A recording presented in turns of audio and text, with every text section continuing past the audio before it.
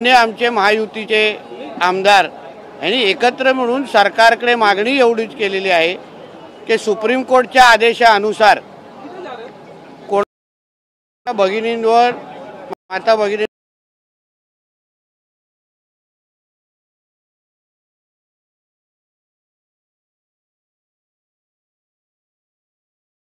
Judgement आहे। अगर राज्यामध्ये देशामध्ये एका सगळ्या जणांना तो अगर न्याय लागतो, मग ज्यांची नावं दिशा साल्यांच्या वडिलांनी घेतलेली आहे की ह्यांनी माझ्या मुलीचा सामूहिक बलात्कार करून खून केला, असा अगर आरोप ह्या लोकांवर झालेला आहे, तर सुप्रीम कोर्टच्या त्या जजमेंट प्रमाणे अन्य लोकांना जो काही न्याय लागतो तोच ह्या तिघांवर लावा, एवढीच मागणी सभा केली। आणि त्यानुसार गृहराज्यमंत्री आमचे योगेश कदमजींनी सकारात्मक पद्धतीने की सरकार म्हणून आम्ही कोणालाही पाठीशी घालणार नाही, कोणाचेही राजकीय दबाव सहन करणार नाही, अशी भूमिका सरकार म्हणून आम्ही तिथे समोर नोंदवलेली आहे। पण यालाच आपले आमदार संजय गायकवाड म्हणतात की यादी दोनदा अपेक्षा नाही। ठीक आहे, ते त्यांचं वैयक्तिक मत आहे। आपण प्रत्येकाला आपलं वैयक्तिक मत आहे, कोणाला किती ह्या केसची माहिती आहे हा संशोधनाचा विषय आहे, म्हणून त्यांना त्यांचं वैयक्तिक मत मांडण्याचा अधिकार आहे। एसआयटीने आपल्याला समन्स बजावलं होतं की काही पुरावे असतील तर आपण त्यांच्याकडे जाऊन सादर करावे किंवा माहिती द्यावी, पण आपण तिकडे गेलेलो बरोबर। तर तुम्हाला पुढचं मी काय पत्र लिहिलं त्याची माहिती आहे का? सांगितलं माहिती आहे तर द्या माझ्याकडे। त्याची माहिती मी एसआयटीच्या प्रमुखांना अर्धवट माहितीवर तुम्ही प्रश्न विचारता, अर्धवट माहितीवर तुम्ही तुमचं चॅनल चालवता, ह्याच्यावर माझा आक्षेप आहे। हा, कारण का तुम्ही पत्रकार म्हणून सगळ्या गोष्टीची तुम्हाला माहिती असणं हे बंधनकारक आहे। मुळामध्ये एसआयटीच्या प्रमुख म्हणून एसआयटीमध्ये चिमाजी आप्पा नावाचा एक अधिकारी होता, जो चिमाजी आडाव आप्पाने आडाव चिमाजी आडाव नावाचा अधिकारी होता, तो त्या केसमध्ये इन्व्हॉल्व होता। जेव्हा ती केस झाली आमच्याकडे माहिती आहे की तो त्या केसमध्ये त्यांनी सगळा कव्हर अप करण्यामध्ये मदत करत होता। तर मी एवढेच पत्र लिहिलेलं की बा तुम्ही मला इन्क्वायरीसाठी कोणासाठी समोर बोलवताय, तो जो ज्याच्यावर आम्हाला संशय आहे त्याच्या समोरच आम्ही जाऊन आम्ही माझी माहिती द्यावी, पुरावे द्यावे, जेणेकरून तो उचलणार आणि आरोपींना देऊन टाकणार। ही माहिती आहे का तुमच्याकडे? अर्धवट माहितीच्या जोरावर मग आपल्या बातम्या चालवणार आणि टीआरपी वाढवणार नेहमीसारखं। पण या वेळेला एक मागणी अशी येते की पहिलं अटक करा आणि मग कारण का सुप्रीम कोर्टचा तो जजमेंट आलेला आहे, म्हणून आपल्याला तरुण पत्रकार म्हणून आपल्याला मी विनंती करतो, थोडा आपला अभ्यास वाढवावा है ना, ते थोडे कायद्याचा अभ्यास आपणही करावा। आम्ही पण तरुण राजकारणी म्हणून जेव्हा आम्ही सभागृहात आलो तेव्हा आम्ही कायदे नियम आयोग सगळ्याचा अभ्यास केला, जेणेकरून सभागृहामध्ये किती बोलायचं काय बोलायचं हे आम्हाला कळतं। प्रत्येकाने आपल्या आपल्या पद्धतीने थोडा कायद्याचा अभ्यास केला। आता त्याचा उल्लेख मी सभागृहामध्ये केलं की बाबा जजमेंट आहे सुप्रीम कोर्टचं, कोणावरही अगर विनयभंगाचा किंवा बलात्काराचा आरोप झाला किंवा कोणावरही होईल तर पहिला त्याला अटक करायला लागतं आणि त्याची चौकशी करायला लागते। अगर अन्य लोकांना तो न्याय लागतो तर मग ज्यांची 3 नावं काल दिलेली आहेत तिच्या वडिलांनी दिशा साल्यांनी, मग त्यांना अटक करून चौकशी करावी असं सभागृहाने गृह खात्याच्या राज्यमंत्र्यांकडे मागणी केलेली आहे, त्यानुसार ते निर्णय घेतील। अटक केली जाईल, कायदा आहे, कायद्यानुसार। तर त्याचा हा प्रश्न तुम्ही पायतर बाजून साठवून ठेवा, योगेश कदमजींना विचारा, तुमच्या जवळचे आहेत। घटना घडली त्यावेळेला तत्कालीन सरकारचा दबाव होता, स्पष्ट आहे ना, स्पष्ट आहे। कारण का देशामध्ये आपला देश आपला कायद्याने आणि कायद्यानुसार अगर तुम्ही उर्वरित लोकांना एक कायदा लावत असाल आणि एकाच व्यक्तीसाठी अगर कायदा मोडून ते पण माता भगिनींबद्दल, माता भगिनींबद्दल आमच्या लाडक्या बहिणींनी आमचं हे राज्य आणलेलं आहे, म्हणून त्यांना सुरक्षा देणं हे आमचं काम आहे। म्हणून असे जे काही चित्रपटामध्ये शक्ती कपूर जसे असतात ना, ते अगर इकडे तिकडे अगर फिरत असतील ना कलानगर आणि या परिसरामध्ये, त्यांना तात्काळ अटक करायला पाहिजे, माता भगिनींना सुरक्षित वाटलं पाहिजे। 10 मिनट के लिए स्थगित की गई है दिशा सालन के मुद्दे पर, काफी अग्रेसिव आप लोग वहाँ पर नजर आए सदन में। हमारा सब लोग का मुद्दा इतना ही था, हमारे अमित साटम जी जो हमारे एमएलए है बीजेपी के, उन्होंने ये मांग की है कि कल दिशा सालियान के पिताजी ने जो एक एफिडेविट क्रिमिनल एफिडेविट पिटीशन दाखिल किया है, उसके अंदर जो उन्होंने नाम लिए हैं 3 जनों को, तो उनको उनकी चौकसी होनी चाहिए, इंक्वायरी होनी चाहिए। उनको विश्वास बैठ गया है कि उनके बेटी का गैंगरेप करके उनके ऊपर मर्डर हुआ है, ऐसा उनका विश्वास बैठ गया, जो उन्होंने सब जगह टीवी पे कहा है। तो उसके अनुसार सरकार ने उसका दखल लेना चाहिए और कार्रवाई करना चाहिए।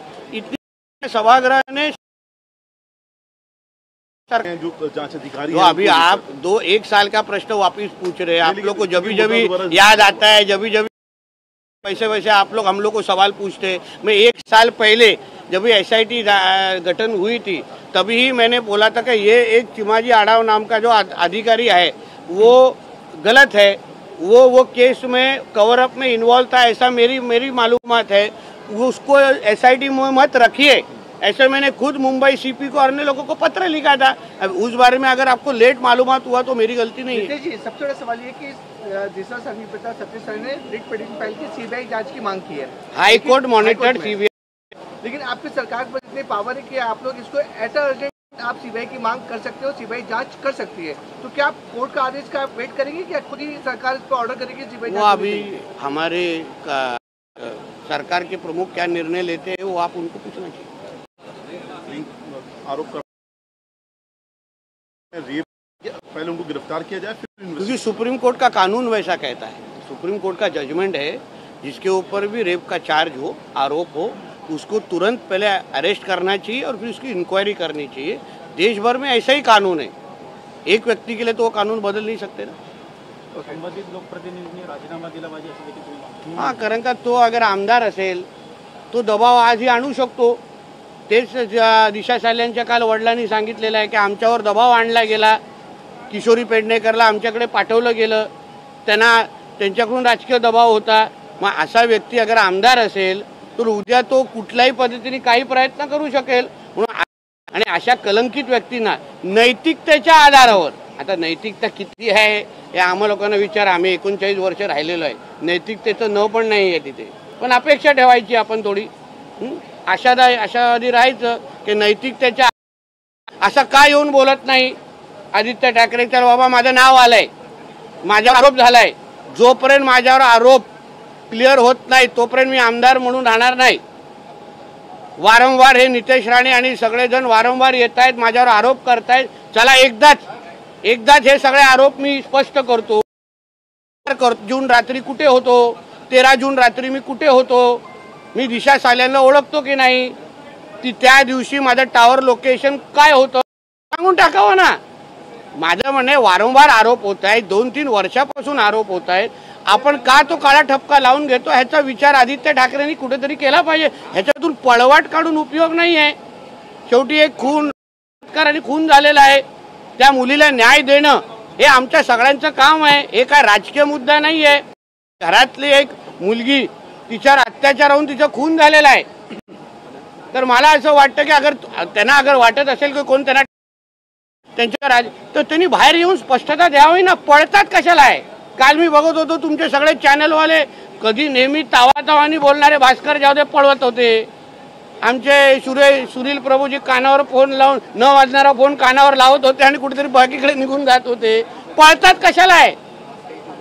पळतात का? येऊन सांगा ना काय नितेश राणे खोटं बोलतोय, बाकी हे सगळे खोटं बोलतात, दिशा साल्यांचे वडील खोटं बोलतात, सांगून टाका, विषय क्लिअर करून टाका। आम्ही माफी मागतो ना महाराष्ट्राची, त्यांची माफी मागू। Do you believe that the evidences were hampered during the Mahavikas Aghadi government? The CCTV footages were deleted at the residence. No, I don't believe. It's the fact. That is something that I need to be proven wrong about. Why was there a difference in the postmortem report? Yesterday her pictures were displayed everywhere. According to the postmortem report, she had fallen down from the top of the building. She fell down. She had cracks on her skull. She had injury marks on her face. Yesterday all of us saw the pictures. Why weren't there any injury marks on their face if she had fallen down from such a height? But there was certain cover up that was done.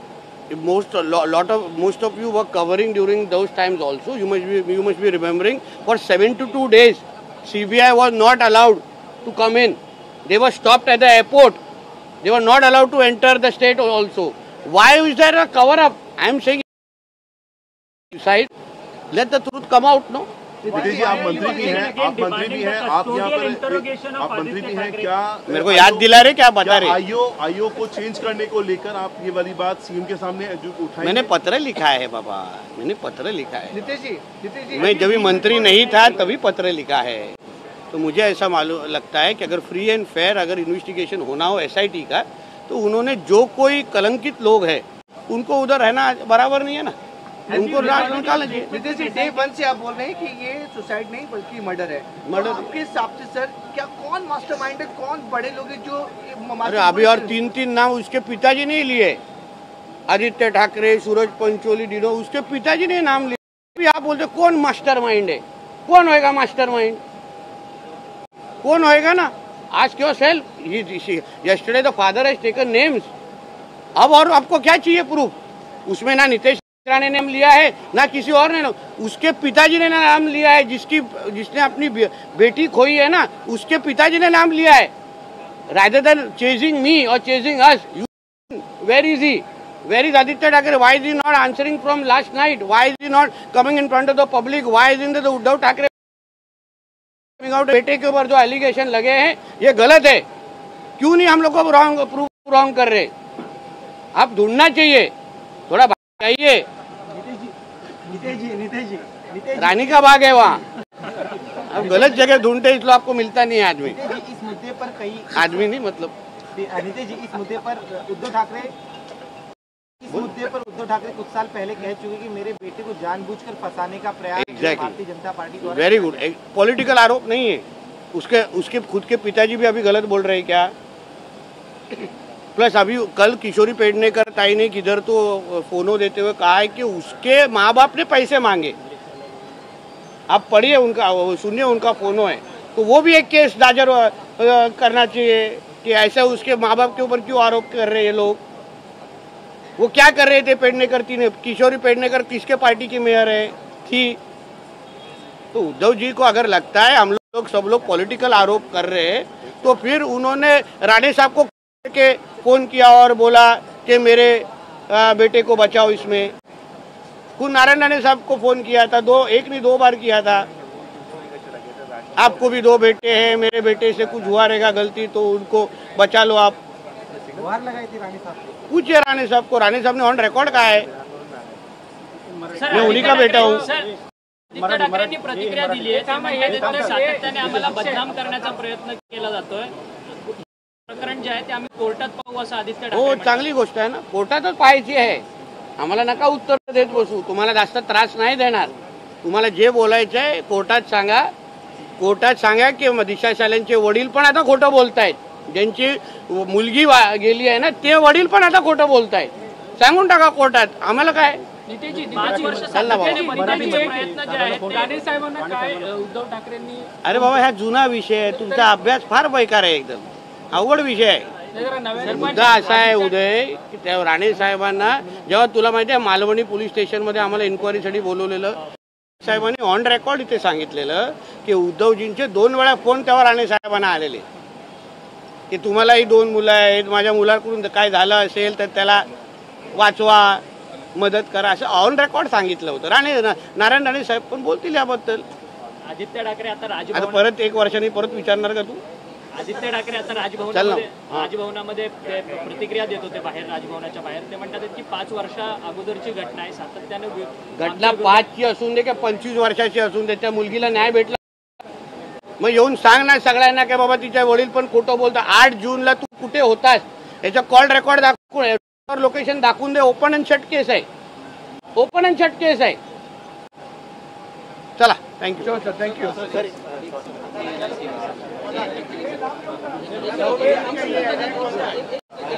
दावा नितेश राणेंनी केलेला आहे। उद्धव ठाकरेंनी 2 वेळा